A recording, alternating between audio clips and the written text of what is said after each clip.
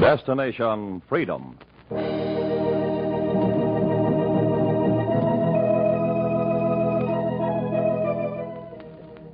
Destination Freedom, dramatizations of the great democratic traditions of the Negro people, is brought to you by station WMAQ as a part of the pageant of history and of America's own Destination Freedom.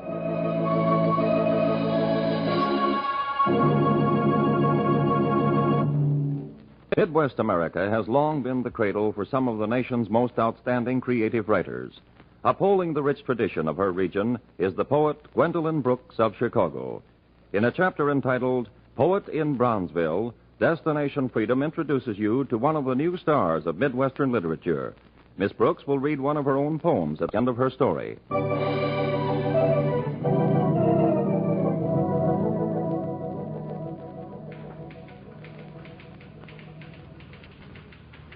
Somewhere in the middle of the Windy City, on a street in Bronzeville, near the end of the afternoon, her typewriter was remembering the way the neighbors looked and working out the crossword puzzle of people's lives and ideas, competing with a heavy roar of the L that hustled by so close to her window that she could reach out and touch the steel pillars, or stop typing and stare back at the curious passengers for a memorable split second before the coaches were carried down the line. Then the typewriter remembers again the life in the neighborhood and clicks on until the bell rings. And she reaches up and presses the door release. Give the street door downstairs an unlocked moment. Sit back at the keys. Wonder at the assembling of the guests coming up the steps. Wonder who they are, where they came from, and why they found their way to her door. Hear their steps hit the second-floor platform. Hesitate down the hall before apartment 5. Knock boldly on the wrong door. And hear the curious Mrs. Montgomery open it. Yeah? My dear young lady, we're looking for a young woman who writes poetry. Do you happen to be the poetess in the building, Mrs. Montgomery? No, I'm glad to say the only tenant crazy enough to be doing anything like that's in apartment 1. Apartment 1? Come on, I'll show you. I'm sure she's in. I heard that devilish typewriter just to go. Miss Brooks! Ooh, Miss Brooks! Miss Brooks! Oh, there you are. I was just telling these people I knew you were in. Are you the poet? Well, I write. Won't you come in? Sit down. Well, I'm Mrs. Winters. This is Mr. Pritchard. We're looking for new poets, miss. The Northern Society for the Discovery of New Poets heard that you were writing what might be considered verse. And naturally, as the oldest and most respected artistic society in the Middle West, we wanted to examine your material fairly and impartially before deciding whether or not you could be admitted to the society. But I don't Mr. Pritchard. Yes, Mrs. Winters? We will examine the young lady's background. Well, I hardly see the need. After all, it's plain this isn't what we want. But if you can, young lady, tell us something of your background. Background? Yes. Just give us a picture of how you go about your work. Exactly. For instance, just where do you write this poetry and... What did you say? I said, where do you write? I can't hear you. Where? Right here. Where? Right here. You don't mean it. If you wait until the L goes by, I'll read you some of my poems. You wait until the L scampers by and the room stops trembling. And the poet hunters calm down and look more confused than ever. Miss Brooks, we may as well tell you that the kind of poetry our society is looking for is, well, the more cultured variety. Miss Brooks! Miss Brooks! Just a minute, please. Oh, I don't want to interrupt you, Miss Brooks. I knew you had company, but I'm going out knowing you'd be home, especially since you got company. I wondered if I'll be glad to keep your boy while you go to the store. Oh, thank you. I'll go and fetch him now. Now, about this poetry... you see, we were looking for the more aesthetic type, and I'm afraid you haven't gotten the idea. I'm trying to find some samples. Now we are getting somewhere. I had a few poems over here. Oh, Miss Brooks, I'm sorry to bother you, but I just wanted to tell you Miss Harris, Apartment 2, says that if she gets a phone call from her husband, tell her hurry on home and don't stop at the 411 Club, please. You rummage through your files, and you know what kind of poetry the visitors to your street in Bronzeville mean. You hear off down the hall the ringing of the phone, and Larry Mitchell is coming home from the stockyards, And before he enters, you know what greeting his wife will give him. And through the thin walls, you hear them. This is one fine time to come home, I'll say. You said that before. What are you holding? No rent notice. Didn't I pay that thing last week? Sure I did. You half listen, and you pull from a pile of poems the one that tells of life in a kitchenette. You know without reading it that it's not the kind of poetry your visitors are looking for. In it are the dreams of the folks in apartment 1, 2, 3, 4, 5. In it is the voice of all the kitchenette buildings. We are things of dry hours in the involuntary plan, grayed in and gray. Dream makes a giddy sound, not strong like rent, feeding a wife, satisfying a man. But could a dream send up through onion fumes, its white and violet, fight with fried potatoes and yesterday's garbage ripening in the hall, flutter or sing an aria down these rooms, even if we were willing to let it in, had time to warm it, keep it very clean, anticipate a message, let it begin? We wonder, but not well. Not for a minute. Since number 5 is out of the bathroom now, we think of lukewarm water and hope to get in it. You hear the voice and put away the poem and search for another to explain the way you write and the meaning of the things you say. And you remember behind it all the long years of loneliness, of the carefully kept shy girl who grew tall and thin in the busy streets of Bronzeville, unnoticed except by a mother. Gwendolyn.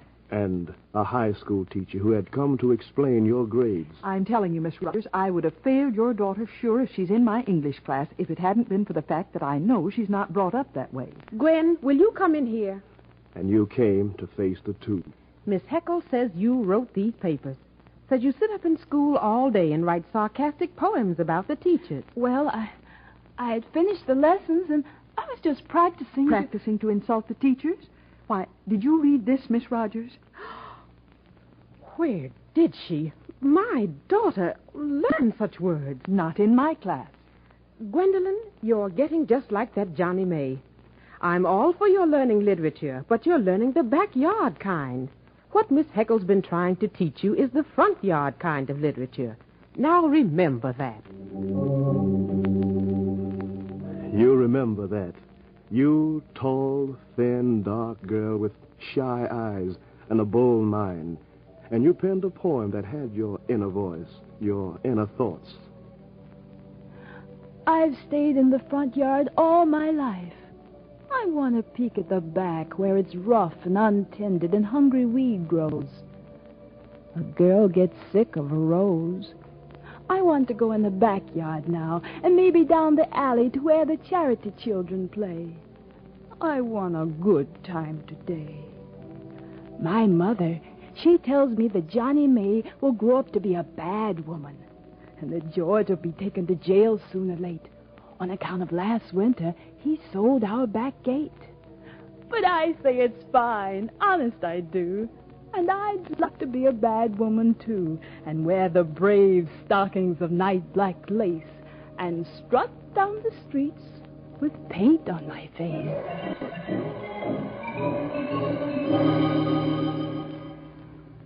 You recall the quiet words you put down as you went the way of the average, to school and home, to school again, and the gleam of your mother's interest in your inner world. And finally she said, Gwen, girl, I'm not sure your scribbling's worth carrying on. But anyone who does as much of it as you do ought to have it looked at. I was thinking the same thing. In fact, I've thought already thought it out. Doc Johnson's coming to Chicago on a lecture tour, and they say he knows more about writers than anybody in the country.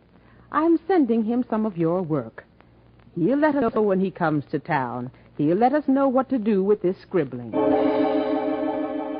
And you remember the feverish days of polishing and shining up the words you wrote, and setting down the ideas that shot through your mind while you waited for that day to come. And it came. You were making your way backstage before the lecture. Your mother was stopped by the head usher. If you have an appointment with Dr. Johnson... Oh, but we have. Name? Oh, just tell him the young girl who sent him poetry. Ma'am, A good many young girls send Dr. Johnson poetry. Name? Rogers. Thank you. I'll see if Dr. Johnson has time to see you, ma'am. The usher left. The usher came back. Dr. Johnson is terribly busy. Now, if you can come back, say, next month when he's coming through Chicago, perhaps then... Oh, but I've already written to him, and he said he'd see us. I'm afraid, madam. Oh, is that Dr. Johnson coming out? And you see, as I've said, he's very busy. Madam, please, Dr. madam. Johnson! What can I do for you, my dear woman? I'm Mrs. Rogers. My daughter Gwendolyn here sent you some poetry to judge. Indeed. And is this your daughter? I am. I don't remember your letters or your poetry. But if you want advice, young girl, forget about poetry and think of something useful. Be a poet. One should have wide experience. Where have you been? Oh, she was in Topeka, Kansas once.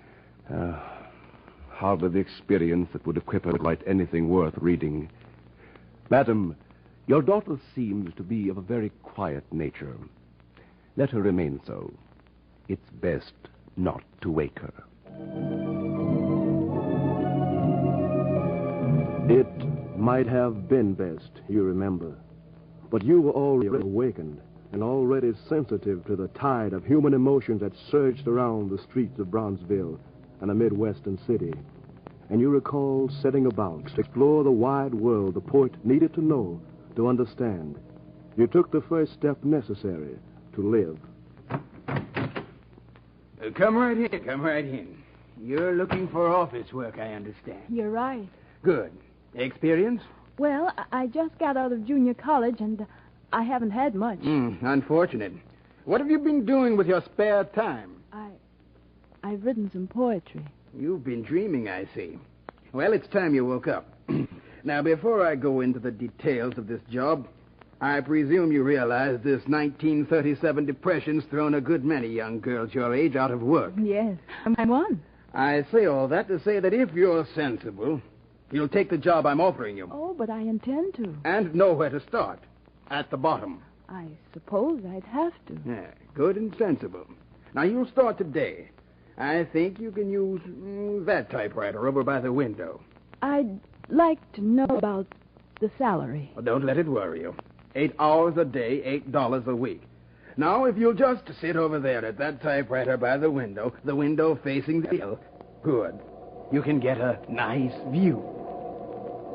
You sat at the typewriter, and you watched the L's go by. You had been jerked out of your young world now into another of long hours and low wages. The notes you made in your mind took on a different meaning. And as the L's stumbled back and forth between Bronzeville and the world beyond, you stopped watching it and caught it to answer an ad for a salesgirl on State Street. Salesgirl? Well, that's what the ad says was wanted. You look good up and down these stores on State Street, kiddo. You see any colored salesgirls? Isn't it about time there were? In this day and age, kiddo, I ain't the one to say. Try the domestic department.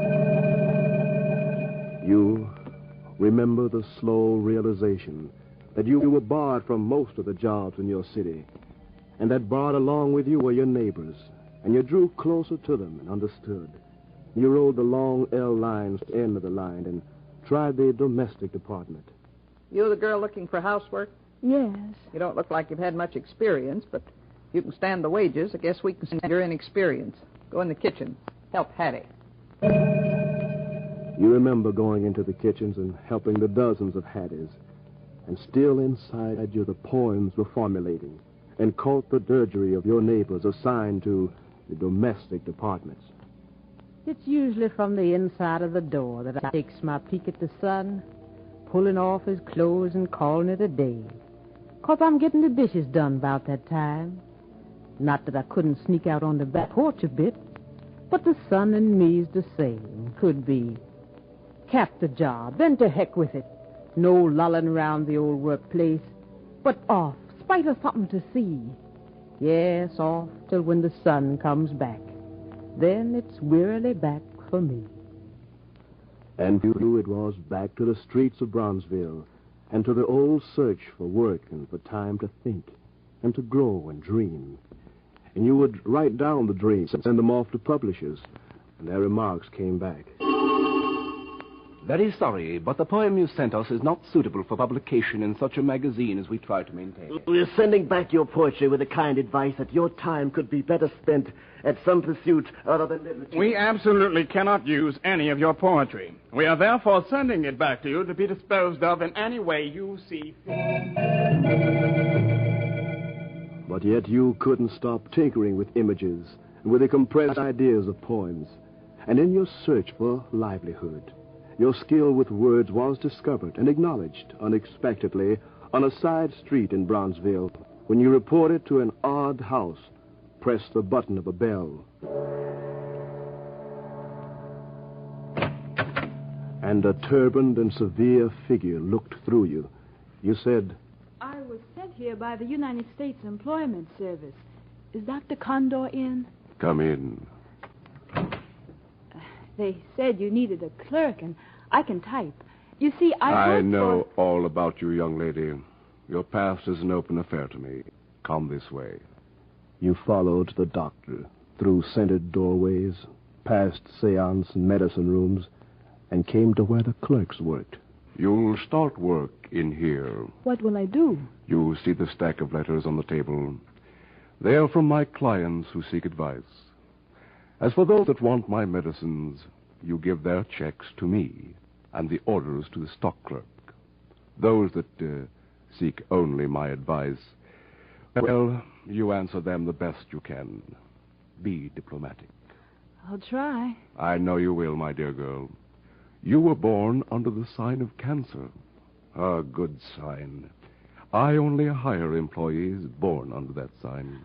I was thinking, I Doctor, know what you were thinking. Your salary. We'll arrange that discussion later. Time for my 3 o'clock reading. Be seated. Work steadily. Remember, Dr. Conger keeps a special watch over his employees, even when he is not in the house. The spirits help me. My clients are coming. Work hard, my dear girl, and the spirits will reward you as they have me. You remember sitting down at the tall stack of letters and then thumbing through the pleas from the lost and the lonely, seekers after quick remedies and magic cures, seekers after solace and comfort, after a way out of their circles. And you felt a kinship as you typed back answers that directed and guided, and it gave you a new insight in reaching out of little people. And it gave a new lift to the doctor, too, for it wasn't long before he stopped by your typewriter. The spirits, young lady, have been most kind to both of us. What? Since you've been answering letters, business has, tripled. There's something about the way you phrase your words. Indeed, a gift from the other world. Well, I wouldn't say that. I'd say you were destined to do even more with your words than answer correspondence. Well, I do write poetry. Oh, poetry. I mean something influential. You've witnessed my Monday seances. I've heard you in there talking, if that's what you mean. And if I had a young lady who could talk as persuasively as you write, my seance business would triple too, no? No. As your employer, I'm going to transfer you to the seance department. Hereafter, you'll report to me and the spirits, young lady.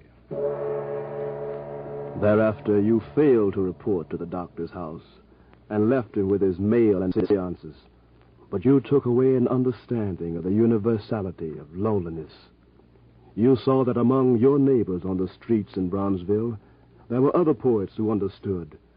And one hot summer evening, during an intermission between the search for jobs and the day's grind, a friend came to you and said, Say, Gwen, you've been around here writing poetry and trying to draw pictures of the South Side. Oh, sure, you too. I admit it.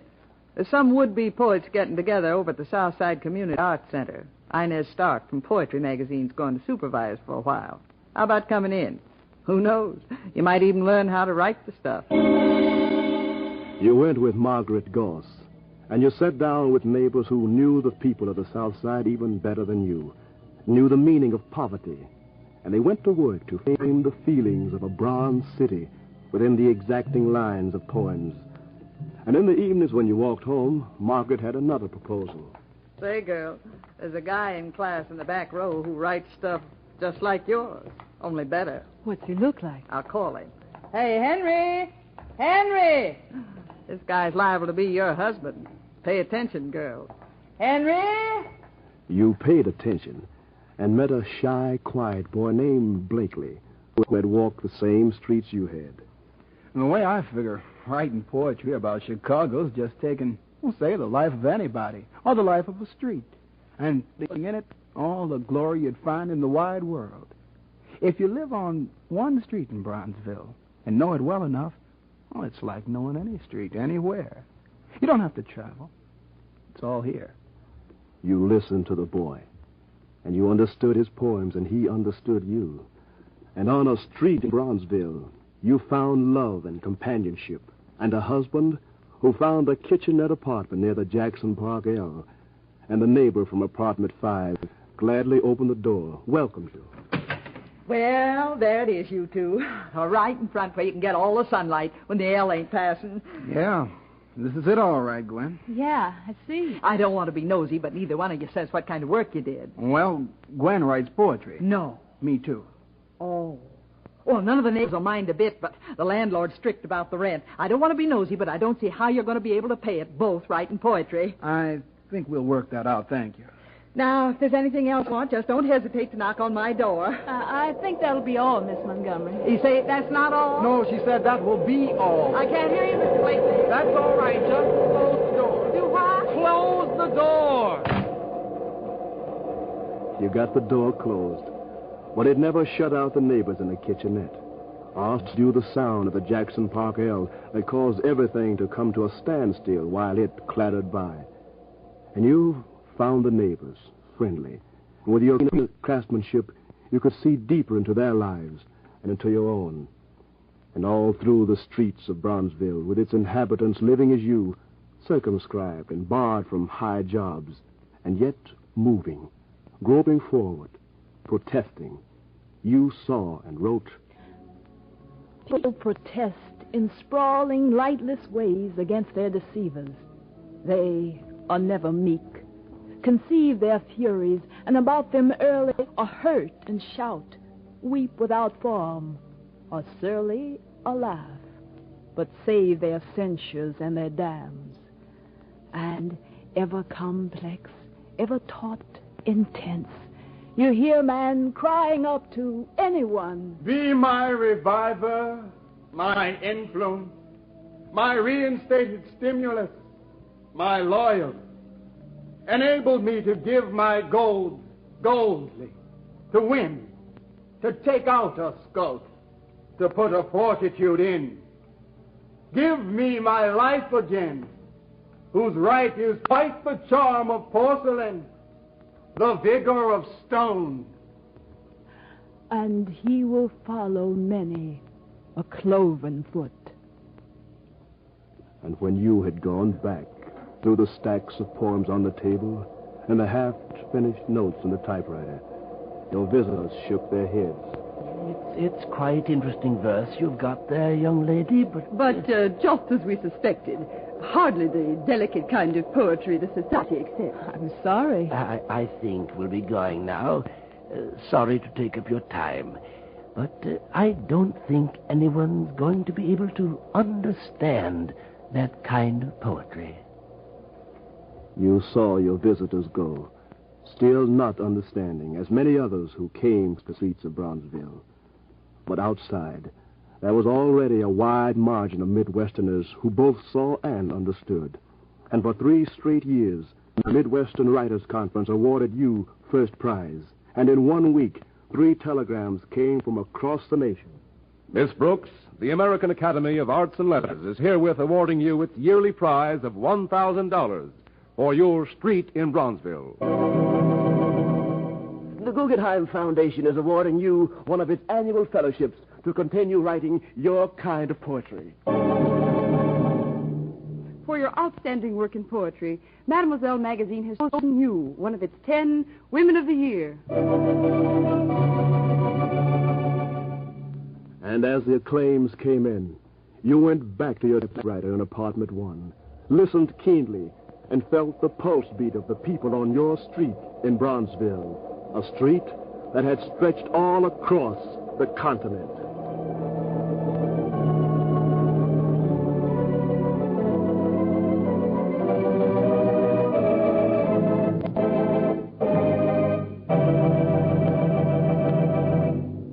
You have just heard Destination Freedom's dramatization of the story of the outstanding Midwestern Negro poet, Gwendolyn Brooks. Now we are very pleased to welcome to our microphone Miss Brooks herself, who will read one of her latest poems. Miss Brooks. Thank you. Since I put into some form of writing most of the thoughts I have concerning preserve making, child raising, murdering, and freedom, indeed, a decent thought is often so difficult to come by that I wouldn't dream of wasting it, I'd like to offer to you the last poem in Annie Allen. Men of careful turns, haters of forks in the road, the strain at the eye, that puzzlement, that awe, grant me that I am human, that I hurt, that I can cry. Not that I now ask alms in shame gone hollow, nor cringe outside the loud and sumptuous gate. Admit me to our mutual estate. Open my rooms, let in the light and air. Reserve my service at the human feast, and let the joy continue. Do not hoard silence for the moment when I enter, tardily, to enjoy my height among you, and to love you no more as a woman loves a drunken mate, restraining full caress and good, my dear, even pity for the heaviness and the need, fearing sudden fire out of the uncaring mouth, boiling in the slack eyes and the traditional blow. Next, the indifference, formal, deep, and slow, comes in your graceful glider and benign, to smile upon me bigly, now desires me easy, easy, claims the days are softer than they were, murmurs reflectively, remember when cruelty, metal, public, uncomplex, trampled you obviously and every hour. Now cruelty flaunts diplomas, is elite, delicate, has polish, knows how to be discreet. Requests my patience, wills me to be calm, brings me a chair, but the one with broken straw, whispers, my friend, no thing is without flaw. If prejudice is native, and it is, you will find it ineradicable, not to be juggled, not to be altered at all, but left unvexed at its place in the properness of things, even to be given, with grudging, honor. What we are to hope is that intelligence can sugar up our prejudice with politeness. Politeness will take care of what needs caring, for the line is there and has a meaning, so our fathers said, and they were wise, weeping. At any rate, they were older than ourselves, and the report is, what's old is wise. At any rate, the line is long and electric. Lean on and nod. Be sprightly, wave, extend your hand and teeth, but never forget it stretches there beneath. The toys are all grotesque and not for lovely hands, are dangerous, ferret in open and artful places. Rise, let us combine. There are no magics or elves or timely godmothers to guide us. We are lost, must wizard a track through our own scheming weed.